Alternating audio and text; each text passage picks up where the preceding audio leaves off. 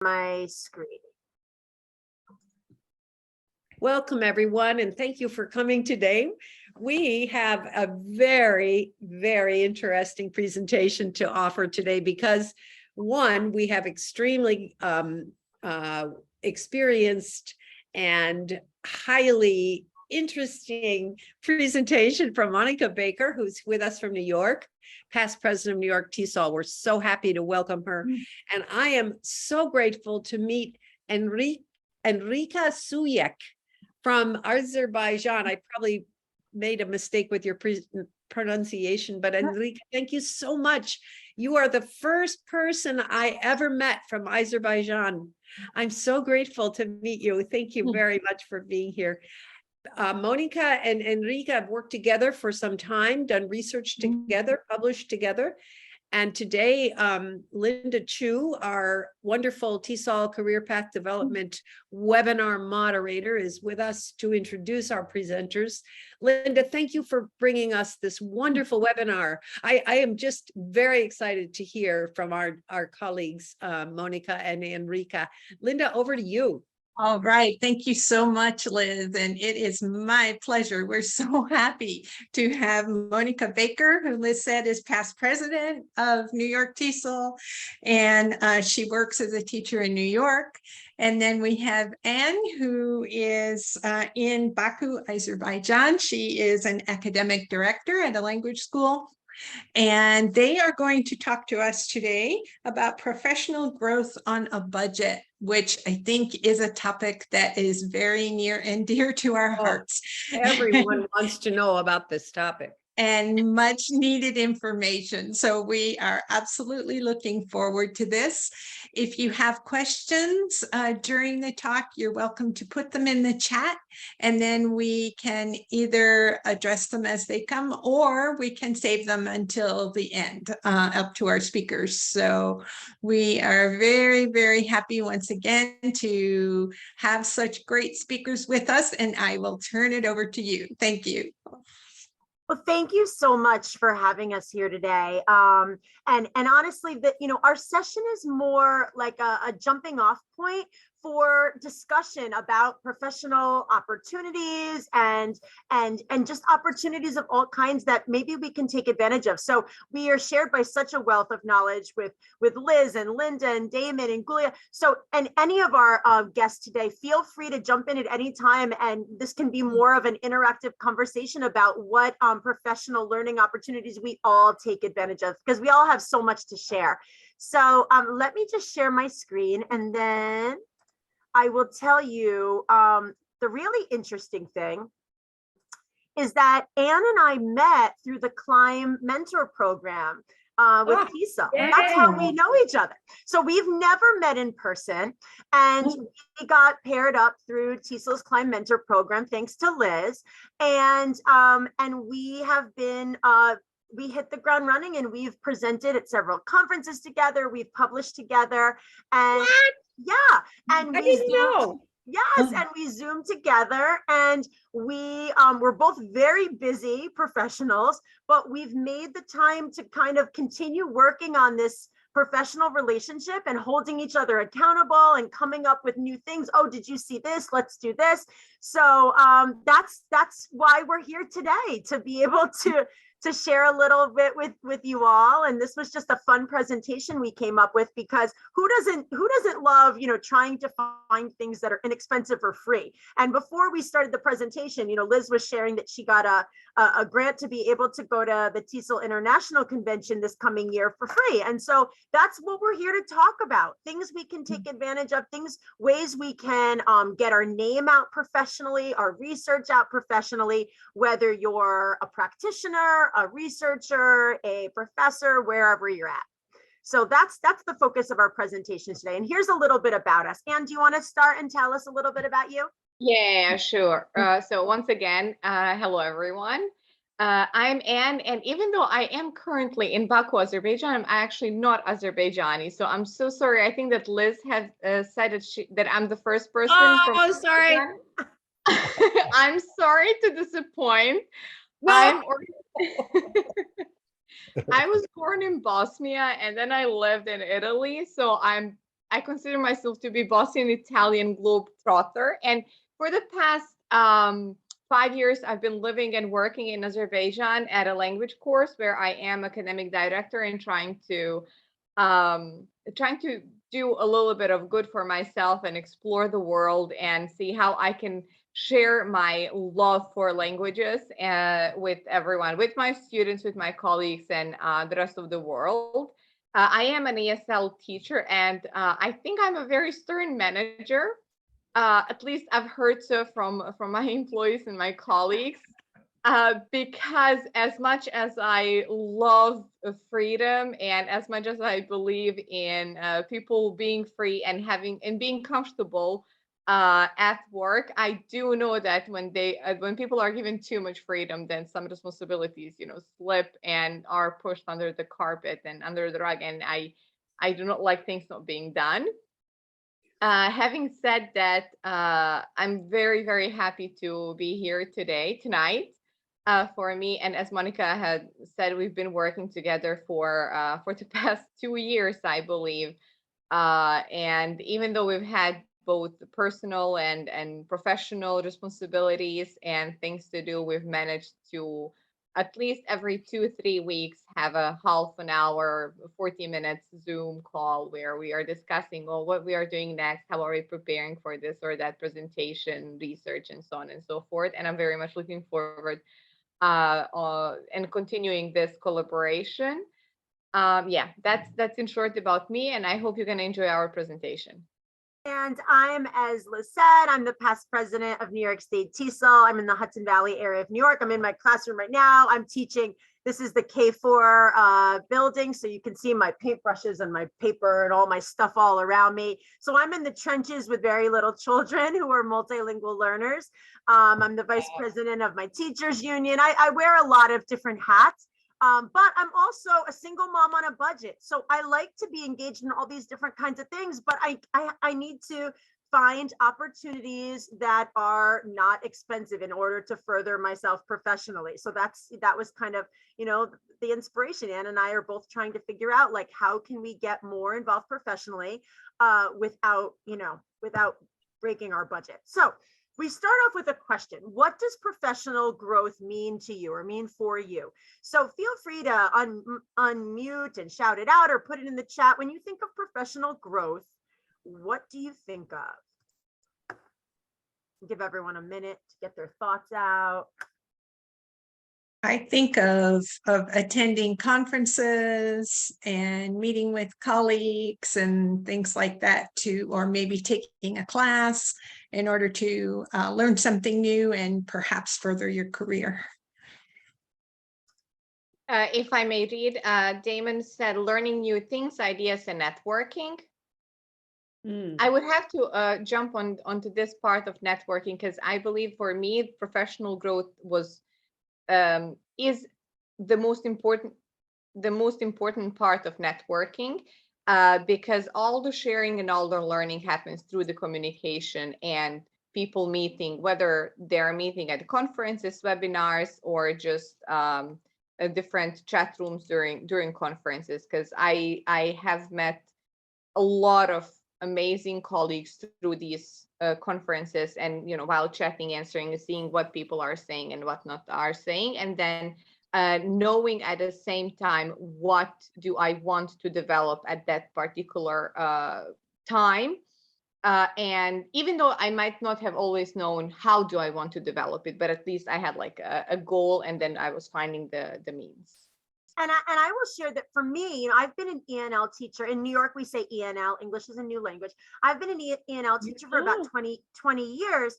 And for a long time, I just really focused on my own students, my own classroom, my own teaching obligations. And I really didn't branch out. And then I don't know what really was the impetus for doing that. But all of a sudden I said, I should get more involved in New York State TESOL. So I got involved in my New York State affiliate.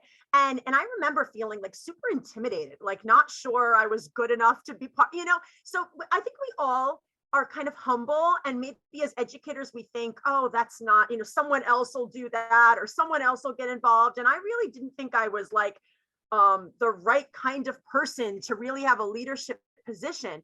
But that was really when I started getting involved and getting excited about all the possibilities that come with branching out instead of just staying in my own classroom, and including those connections, that networking, meeting new people, and also the idea of professional service, giving back to our field and doing some volunteer work or leadership service. My kids often ask me, because I do so many things like this now, my own children often ask me how much I get paid, and I'm like, yeah, no, I don't get paid for any of this. I get paid for teaching, but all the other stuff, no. And so it's interesting to try to explain that to my own children, the idea of professional service and volunteerism and why we contribute, give back to the field. So that's kind of our take on professional growth. And if you didn't share yet, feel free to put it in the chat, and we can keep the conversation going.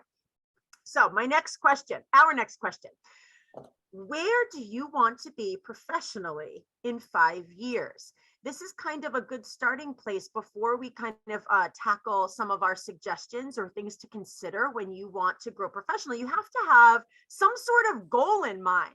So, a few years back, I personally was like, when I got involved in New York State TESOL, I'm like, oh, I'm gonna work my way up. I'm gonna be president. And I kind of just set that goal, and sure enough, it was a lot of work, but I ended up there, whether I wanted to or not at that point. I was like, okay, I'm taking it on. But now I'm at a different place in my life where I'm actually trying to, and something Ann and I have been doing together is doing more, trying to do more academic writing. As I said, I'm a practitioner, so I'm not in the field of academia where I have to publish in order to keep my job, but that's like a new challenge for me. So Ann and I have kind of been diving into that a little bit. I like to challenge myself and see, can I get my words out? Can I conduct research even though I'm not a researcher per se? Can I get involved in TESOL research from my own classroom, like as an action researcher? So that's something that that I've kind of challenged myself to do. Does anyone else want to share what your kind of 5-year goal is when you think, and maybe you haven't thought about it until this moment when I asked you? Monica, I have a comment. Yeah. I just wanted to say, because based on what you just said, definitely let's watch our site for the next presenter, who is Mick King, and he is going to be talking about that very thing you just said, research, like action research, and the need for all TESOLers to be he calls it research active. So that is going to be October 21st at 1 p.m. Eastern time. So just letting you know that is so related. It's so true. But you know what else? I want to say something. I'm so excited about these points. Advocacy is so important. You said you were vice president of the union or something. So many of us during COVID, right, have found new opportunities that looked like they were, tragedies or difficult things. And we've actually COVID has been a trigger for us to do new things and to advocate for each other, to advocate for ourselves, to get new skills, to take on new challenges. Oh my gosh, Kahoot, I don't know what is Kahoot, or Google Docs, I don't know what to do with my students. And my student turns off the camera, I don't even know if they're there. I love this, and how so many teachers have been such heroes through this, and the ways in which we've made lemonade, we say in English, right? Yeah. Thank you for raising up this important point. Well, and I think we, in our own classroom with our students, we talk about goal setting, right? And progress monitoring, setting a goal, and students are working towards a goal. But sometimes we don't set those our goals for ourselves in terms of our professional growth. So it's something that, we do it for our students, but we don't then better ourselves and uplift ourselves and move ourselves forward. So yeah, I think a challenge is good. A challenge is what keeps us energized. Yeah, and on the other side, regarding the research that Monica and I are doing, for me, you see, Monica and I have kind of the same, are challenging and channeling the same goals, but from two different perspectives. Monica has tried herself in leadership and had been president of New York TESOL, and I'm still at the beginning of my career and trying to understand, do I prefer and do I enjoy more just teaching, or do I want to go into academia? Because, for example, I have understood that I adore the education management, and that is something that is my final goal. And I'm just trying to see where and how, like, fill in certain gaps that that are left unfilled during this path to achieve it. And I haven't also said 5 years exactly, and this is something that we will also discuss a bit later on and mention later on, but it is definitely in my plans, and I'm trying to do all of these extra activities, volunteering activities, activist activities in the field, in order to get to the point where I want to be. And another thing that Monica has mentioned about the interaction with students and in classrooms, I work with teenagers, and many of the teenagers for the past year, maybe because of the situation in the country and cultural aspects that affects them, they have the mindset of, oh, I'm gonna do this only if I'm gonna get paid, or only if I have an immediate benefit of it. So I've been trying to explain to them how through volunteering, how through activism, they do get the payment that might not be financial or monetary, but it is more long-term. And then that this skill payment, as I call it, is actually something that might and that will definitely help them get a better paid job later on. And this gathering skills and kind of learning skills and putting them into practice through volunteering is definitely something, in my opinion, that is a very big part of professional growth. Because now when I've started working and when I'm working more, I do remember, like, oh, how do I know to do this? Or like, oh, how come this comes so easy? And then I remember, oh, it must have been because of this or that activity that I've done as a teenager or during university. So one thing that our first kind of, talking point or recommendation to when you're thinking about professional growth, and now you've all got that goal in mind, that 5-year goal, is to consider becoming an expert. And that sounds like a lot, right? Because once again, we're kind of humble. We're like, I'm not an expert, but really, if you want to stand out in the field, you need to kind of figure out what you want to stand out for. Do you want to stand out for a specific area of our field? Because our field, English language acquisition encompasses a lot. There are adult ed teachers, there are K-12 teachers, there are English as a foreign language teachers, there are applied linguistics people, there's so much to our field. And then within that, there are people who focus on just vocabulary. There are people who focus on culturally responsive classrooms. There are people who focus on writing. So it's too broad to say, I want to be an ESL expert. Really, that's very broad. So, it's something that I still tackle, because sometimes I want to be like, oh, look at that, I should get involved in that. Or, oh, look at that, I want to research that. But the more you kind of focus in, to an area where you can say, I'm going to immerse myself in this specific thing. I'm going to become an expert on this topic, this area of research, and ideally not one that's already flooded with researchers. You may know Andrea Honingspeld. She's a New Yorker, and she and Maria Dove have really become renowned experts on co-teaching, because they stay laser focused on that subject area. They write books about co-teaching. They do their presentations on co-teaching. And so now when I think co-teaching, they're the people I think of, because they've stayed very true to that specific area of ENL or ESL instruction. They don't say, oh, today I'm going to research, vocabulary. Today they focus on tying in co-teaching to everything. So if possible, that's something that, and I know it can be challenging to those of us who love to do it all, but by pinpointing a specific area, if you want to become that expert, if you want to get your name out, that would be a huge thing, something to really consider. And you know what else I want to, Monica, you said it before, the mentoring is so valuable, because you and Enrica, you can talk to each other, right? Yeah. Oh, yeah. And you come up with this focus together. Yeah. It's not like you can do it by yourself. So having a community or a network of people, or even, a mentor-mentee relationship can create that environment that you need. It is so easy for teachers to get so kind of tied up in their day-to-day. And then, as you said, vocabulary one day and cultural stuff the next day. And having a colleague that you talk to regularly can be a really powerful way to focus in the way you were describing. Thanks.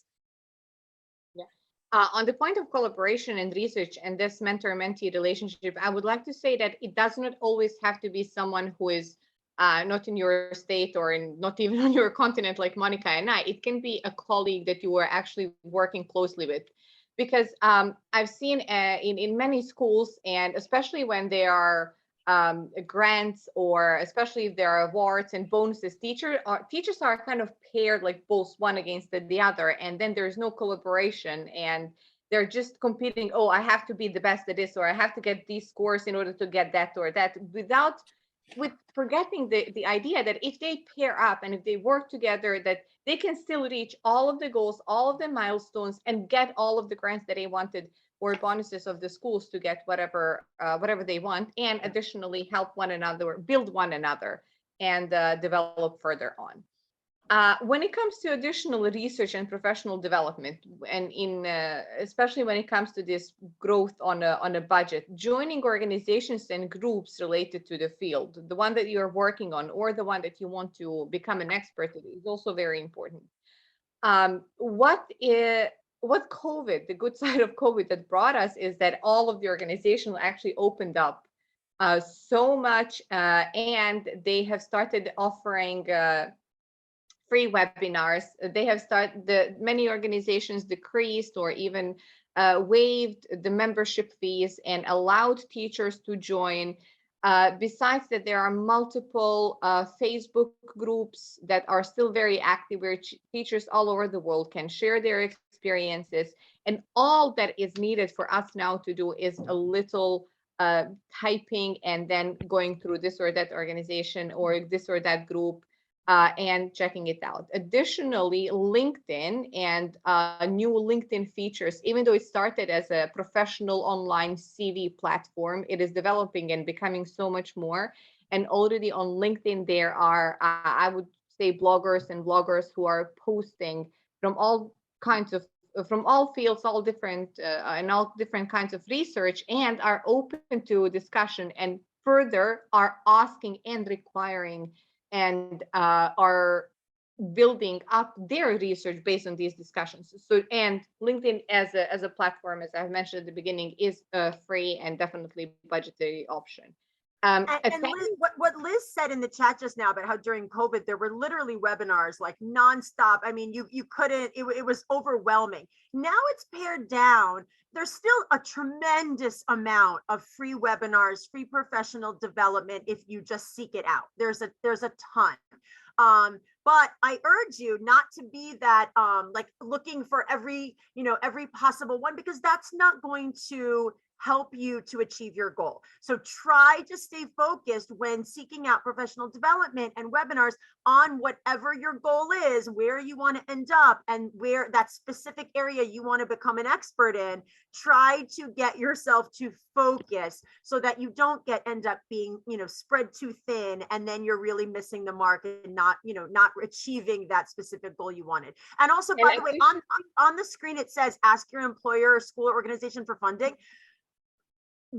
Sometimes we think, oh, that conference is too expensive, or, oh, I tend to ask a lot. I tend to just say, hey, can I, and more often than not, the answer is, oh yeah, we do have some funding available.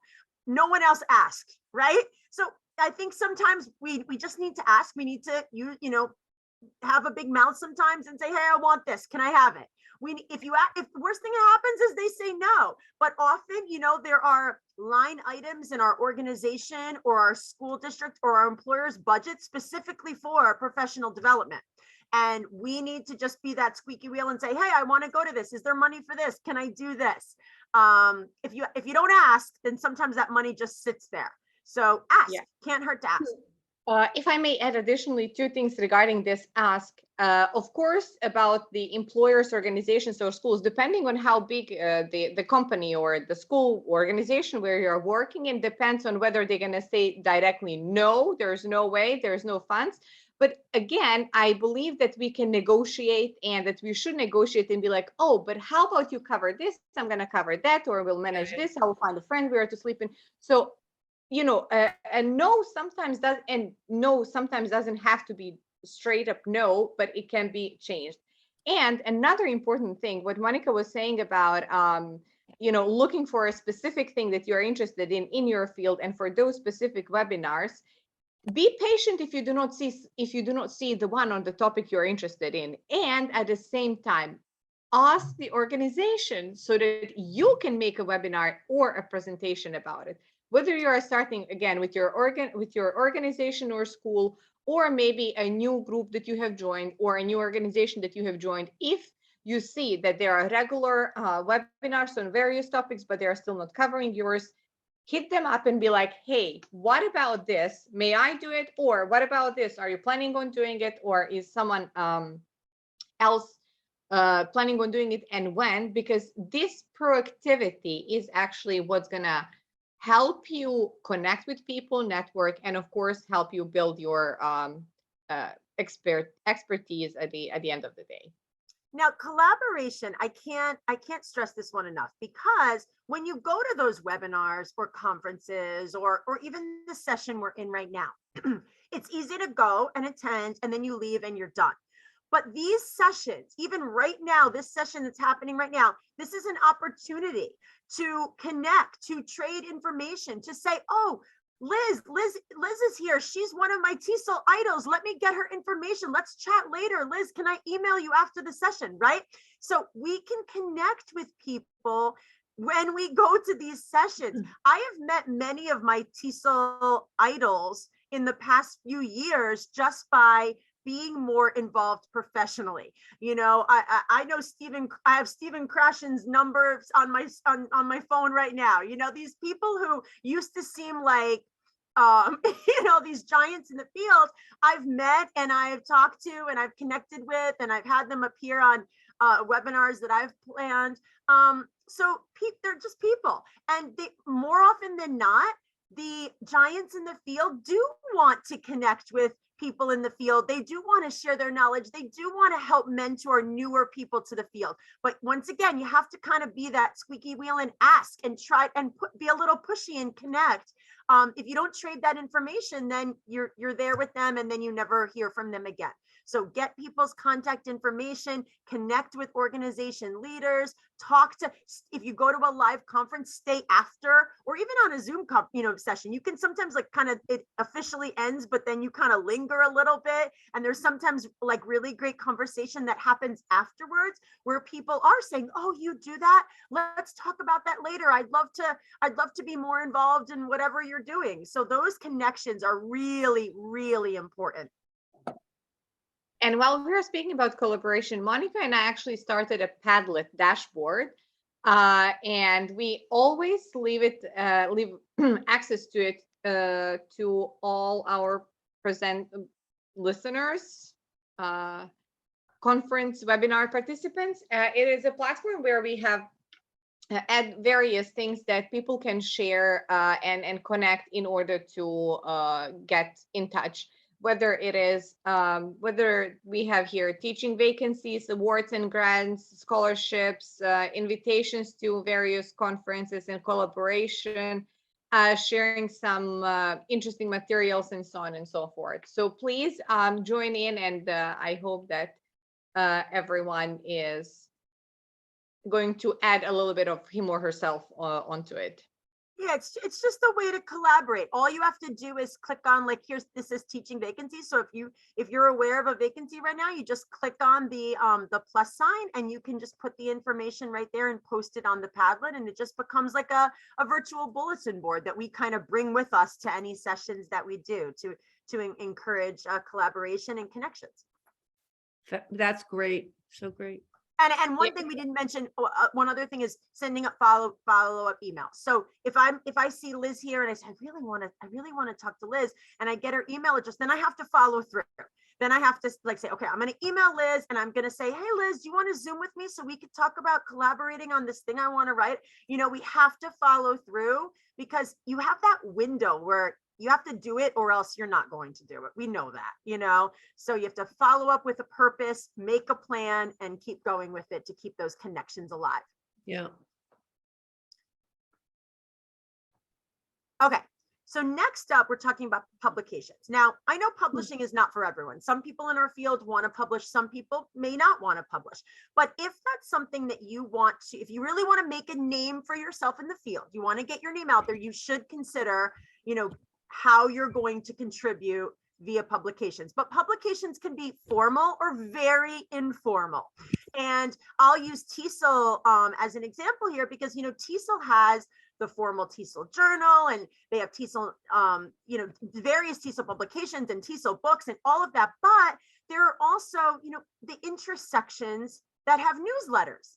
And the intersection newsletters are a way more, way less formal way of getting your whatever you want to share out there.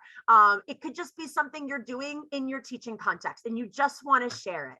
And it's a great way to celebrate what, if you're, you know, if you're a classroom teacher, it's a great way to celebrate what your students are doing. I've actually had through intersections newsletters, I've published some of my students' work. And there's nothing, I mean, kids are so proud when they see that their work, the like third graders or fifth graders, their work is published. I mean, that is an amazing accomplishment. They're so proud. So, you know, you can use these publications to further your own career, your own professional development, or, you know, help uplift others like your students. But you just have to seek them out. And here's a secret.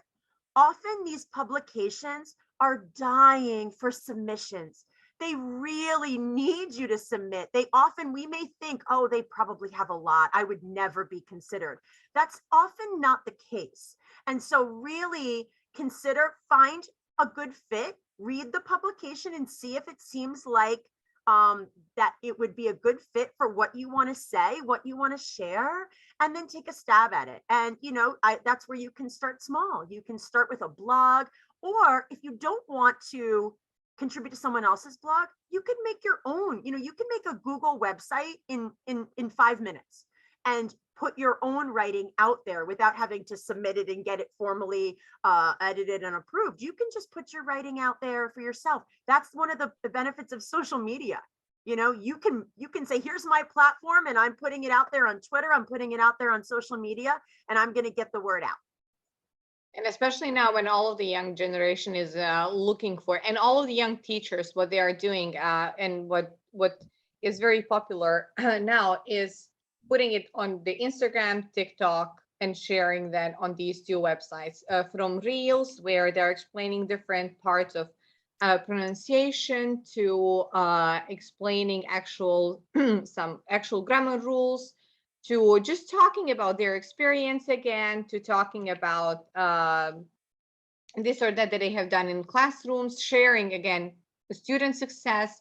So it is so out there, and it's easy. And co-authoring is a great way also to learn from someone who might have more experience, or if we are talking about two people who are on the same career level, then growing and learning together.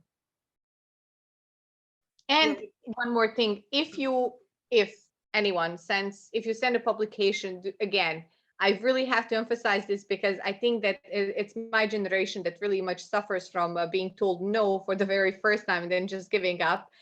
Being told no should not be once, twice, 5 times, it doesn't matter, should not stop anyone. So like persistency in all of these activities is very, very important. Because I remember how many times, especially like in high school or at university, I was applying for 500 conferences for summer, and then maybe I would get like actually accepted into 2 things. And at different points, I was more or less upset about it. But what I very much liked about myself is that I didn't give up, and I believe just because I did not give up, that I have come to do certain things that I've done. So if you really, really want, and if you really, really want know which field you want to develop in, like, do not get discouraged by that one no, because again, that no might mean, oh no, not now, but we'll get back to you. And believe that people will get back to you. Yeah. Because again, they do. Monica said that the publications are kind of striving for people to send their work to. That might be true, and that is true, but sometimes they could have overload and might be overwhelmed with papers, and then they need to, you know, filter in kind of first come first serve basis, and you never know how early on other people have sent it. So patience and not getting discouraged also helps in getting your work out there, and it is an important part of setting up your career. And just remember, if you're trying to once again become an expert on a specific area of TESOL, ideally what you're publishing ties in directly with that, so that your name is out there connected to that specific area of the field, not just once, but again and again and again, really focusing in on getting your name out there. And we started talking about social media, but not just for publication purposes, but for getting your, you know, highlighting what you're doing. This can be hard for those of us who feel like, well, I don't, who am I to make a name for myself on social media? But it starts with connecting. I have, I have a ridiculous number of Facebook friends, and I've never met many of them in person, but you know who I tend to ask to friend request? People in the field of TESOL, because then I can see, oh, this person's the president of Connecticut TESOL, and oh, I want to see what she's doing. So I started, before I was president of New York State TESOL, I just was clicking on anyone who was a name in the field, anyone who had a leadership role in the field, and 99% of them accepted my friend request. And I've got this really nice network now via social media of people. So I'm constantly seeing posts about what my passion is about language learning. And that's really the majority of my Facebook feed has to do with TESOL events, language learning, strategies to use with your students. And that, so it's become something that I can really use for professional development. I'm constantly aware of upcoming activities and events and conferences. But then you don't want to just be like a passive observer. Then if you want to get your name out there, you need to keep posting. So a challenge could be like maybe one post daily on your social media related to your field, or one Twitter post related to your field a day. And you don't have to, you could write it, or you could just, share something that you found somewhere else.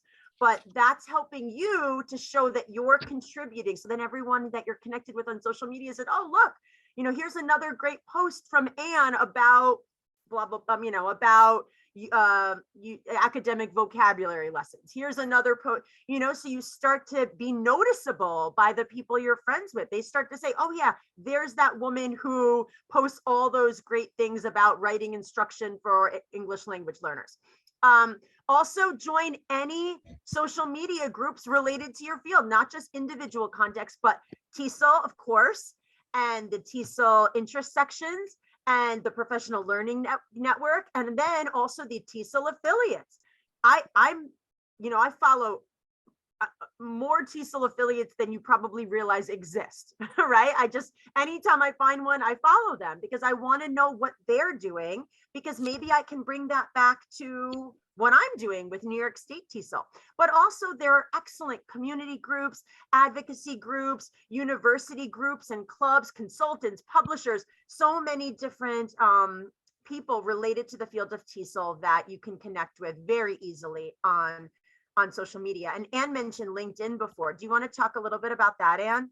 Yeah, keeping your LinkedIn profile current and relevant, as we have mentioned here, is great there, because now all of the professionals, even when it comes to recruiters, if you want to get a job out somewhere, they are going firstly through LinkedIn. It's not anymore going through this or that website, recruiting website, but it's, okay, let me check the LinkedIn, let's see who is there. And again, on LinkedIn, it is very, very easy to, again, connect person.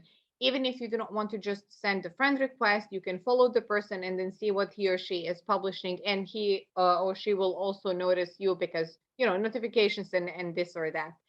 And it's a very great way. It's a very easy website to use, and it can be the first part. If, for example, as Monica has mentioned, you can create your own blog, website, and whatnot.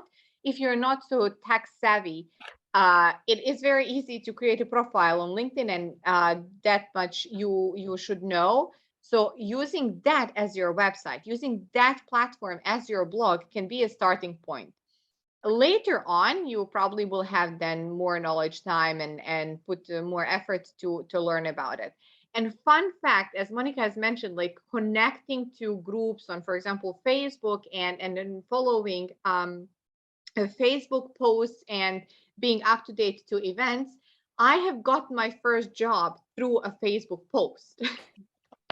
I was working, and then I was following all of the groups because my first goal was like, okay, get international experience, move away, different culture, be influenced, and so on and so forth. And then that one day I saw like, oh, there's this company in Baku, Azerbaijan that is looking for teachers, and I was like, okay, let's try it out. Let's try it out. I knew very little about the country, but I was Brave, very you're much so excited. brave. Thank you. And it was very great. And again, as we are kind of closing up to our presentation, one of the last points that we wanted to talk about is getting involved, leadership, and volunteering. Not forgetting to ask and not waiting is also very, very important. I have made a mistake of waiting a year of my university, a first year that was spent on like just university things and not doing anything. And then, thank God, once I've met one amazing person who had introduced me to this world of volunteering, to the world of, at that time, student organizations, that later on led to the world of INGOs and NGOs and so on and so forth, really opened up my horizons, opened up my work, whether professionally or privately, and just changed everything for me. Again, now we still have, even the pandemic has given us new impetus to use social media. Yes, yes, definitely. And because of pandemic now, everything is definitely all on social media and it's all out there. And we just need to literally type the name of the field we are interested in, and then we're going to get tons of responses and tons of research and tons of places where we can start. And all we needed is spend 5, 10, 15 minutes. It doesn't matter how long, to find that one particular that is the closest to what we want. And last point from me on this topic would be this, our first point: you are needed. Monica, throughout this presentation, has mentioned a couple of times that we as people and we as educators sometimes think, oh, who am I to do this? Or who am I to do that? Or like, oh, but my experience, I need to wait more. I am of the belief, and my strategy and motto in life is that I will never get the experience if I wait for the experience to come to me. That experience is something, it is a little bit of a vicious circle. I know that many people are gonna look at my resume or look at my application and be like, yeah, but I need someone with more experience. However, there is going to be definitely someone who will be like, okay, I applaud your brave, your courage in applying for this. So maybe you can get the experience because obviously you have some kind of a basis.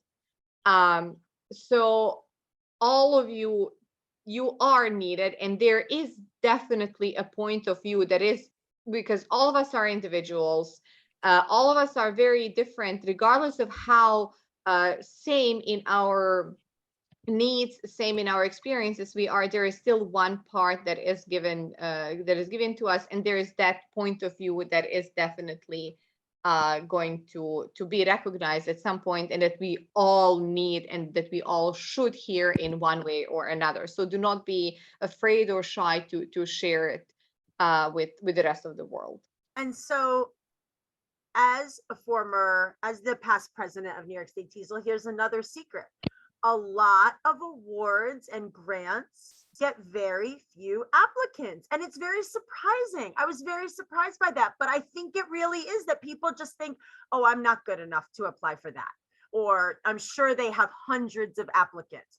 And then here we are, we're like, we better extend the deadline because we don't have enough applicants. So really, really, if you're interested in getting your name recognized, being more noticeable in the field, if that will help you in any way, or if you need financial support for materials, for travel, for conferences, definitely apply. TESOL International has its own awards and honors and grants, but your local affiliates often do as well.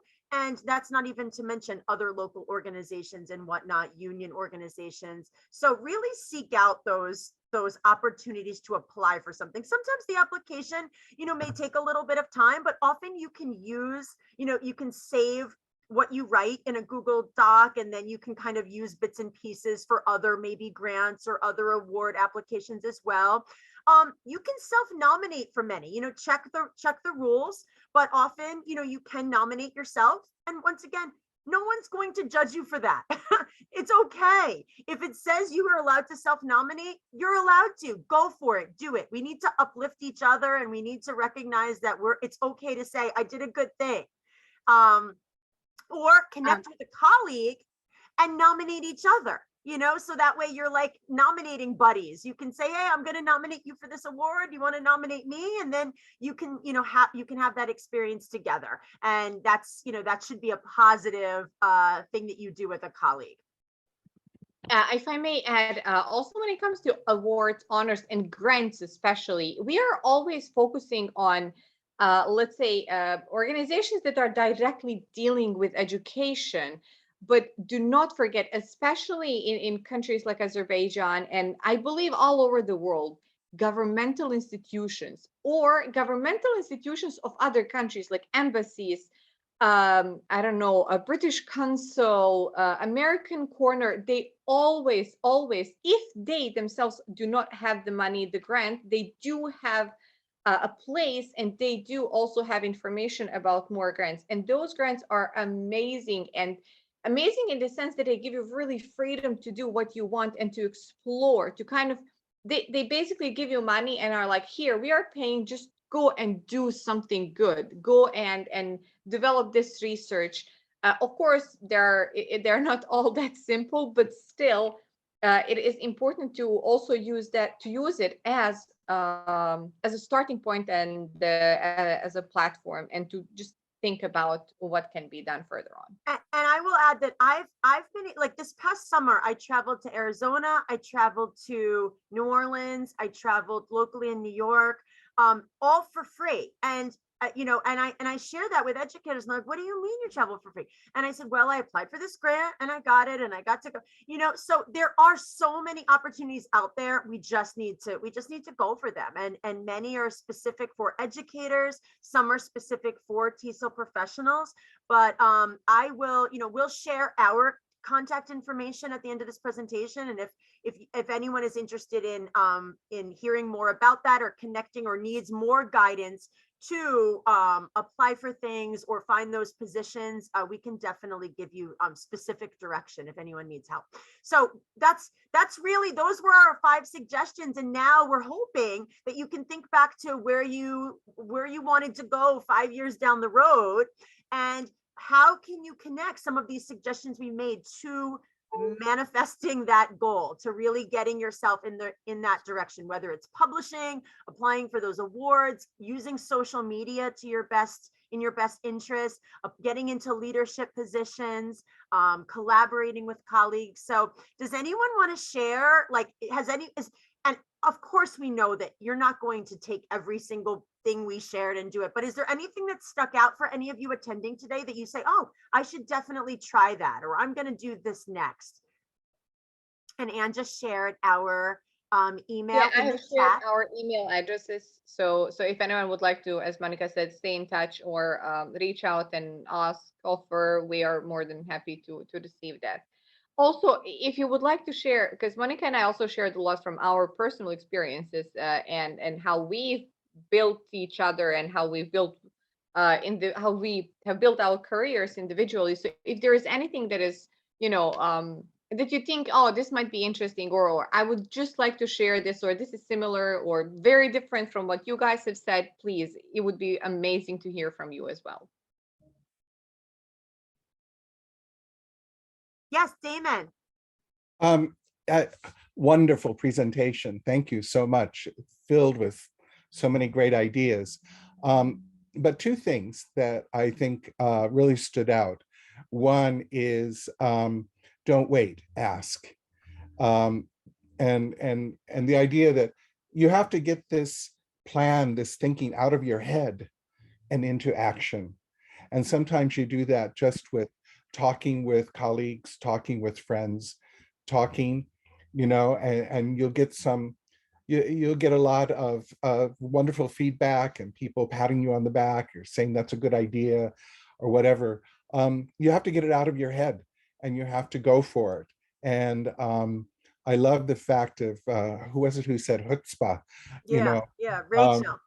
You just have to be fearless and really go for it. So get it out of your head, verbalize it with somebody, get feedback, and just go for it.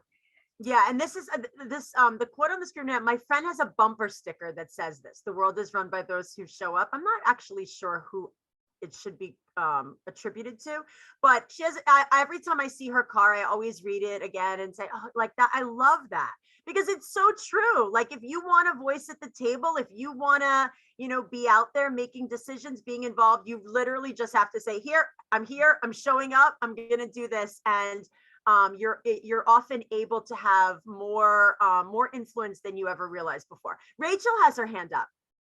Yeah, I just wanted to share an opportunity for a type of volunteering that many folks might not know about. So I work for the Commission on English Language Program Accreditation, which is an accreditor of post-secondary English language programs. And we use a pool of volunteer peer reviewers. And the volunteer does mean unpaid, but you have your travel paid and your accommodations paid and your meals paid and your training is paid. So there is some unpaid time that you do the work in, but it's not completely unpaid in everywhere. There are some great benefits. And personally, before I started teaching at a university, I had taught at a church and a community college and a high school and, all these other places. And so I gained a lot of varied experience. But once I became a peer reviewer for the accreditor, I got to really see the nitty-gritty of all these different types of English language programs. And it's just been the best professional development I've ever done. Of course, I am biased. And so, yes, I think it's great. But if you're interested in an unpaid volunteer opportunity that does have some really incredible benefits, this is one. I'm in, Rachel. Sign me up. I'm all for it. Liz is trying to talk, but she's muted. Yeah. Thanks. Rachel, can you put the a website in there or something for CEA? That's a really great example. Thank you. I want to say something really quick about volunteering. Honest, I just get so revved up. So I apologize for taking your time, but I'm very excited about volunteering because we do too much of it. You have to be very careful to select your volunteer activities. What our big mantra, I'm going to make a cross stitch for this in CPD. One of the reasons I think we're so successful is we make sure that we get back. And Rachel was talking about that with the CEA, and that's why I loved her idea, because when you sign up to help free, it's good, right? You count it as professional service or community service, whatever it is, it's great. But make sure that at the end of the day, you're not just saying, oh God, I did all that work and I didn't get paid, right? I hear this all the time. Yeah. That's on you, ladies, especially, and gentlemen too. It's so true. It's so true. And that's why we have to be strategic in what we're taking on and how it's going to help us get to whatever goal we have. So What do- true, Liz. What so do I get for my time that isn't money? I mean, sometimes it's more valuable than money, Yeah. but sometimes it's not worth anything. Be very careful of your volunteer time. It's yours, and don't give it away for nothing. Thank you. So that about wraps it up. We have our email addresses on the screen. We have, I think the Padlet link is in the chat. We can share that again. And Rachel shared the CEA reviewer a link in the chat. And I hope that, the goal of the session, like we said, was just to kind of give you that little push to say, so you don't get stagnant in what you're doing. So maybe you just needed like a little push today to say, you know what, I am going to get my LinkedIn profile up to date, or yes, I am going to apply for that grant that I thought maybe I shouldn't apply for. So we hope it was a little bit of inspiration, a little bit of that extra push you needed to consider some of the opportunities that maybe you haven't considered before.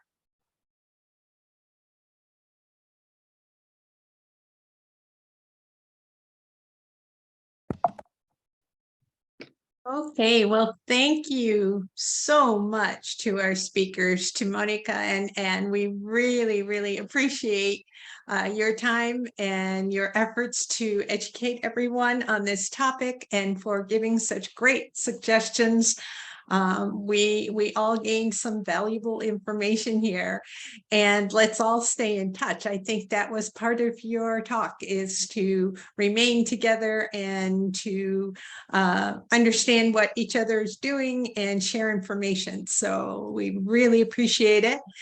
And to all of our audience members who participated and who showed up, we really appreciate you being here. This will be posted also on our YouTube page, so please go there if you would like to watch again, or if you'd like to tell a colleague about these great ideas. And don't forget that to watch our Facebook page, because I will be posting about our next upcoming conference, which is with Dr. Mick King, and he's going to talk about the need for TESOLers to be research active and talk a little bit about that. And that is October 21st at 1 p.m. and I'll be posting info pretty soon about that. So